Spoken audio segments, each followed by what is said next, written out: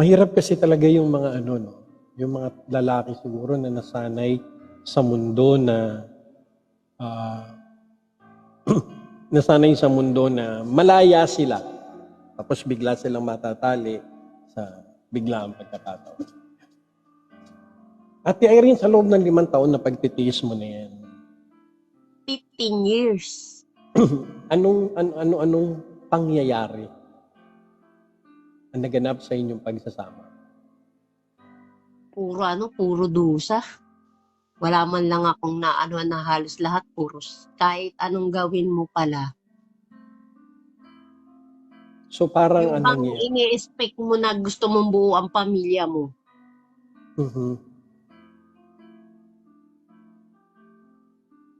So naging masakit para sa iyo ang lahat sa loob ng 15 taon. Ano bang ugali ng napangasawa mo?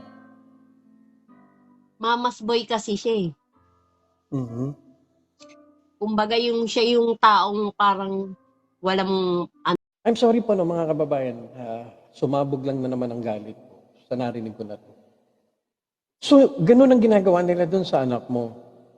And then ang sinasabi nila, magnanakaw. malikot daw. Malikot. Ang aso nga 'pag nagutom, kumakain ng pagkain ng ibang tao, or sa ibang bahay. Yung tao pa kaya? Plus this son of yours, mayroon siyang mental disorder. Mayroon pong mental disorder yung bata. And ano na nangyari sa kanya from the time na namatay yung mga biyanan mo? Ganun pa rin yung sinasabi sa akin ng mga relatives niya.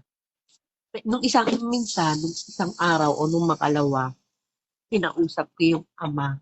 Humingi kasi ito ng komunikasyon. Mm-mm. Kasi nababalitaan ko nga ng gano'n. Pero sabi nung,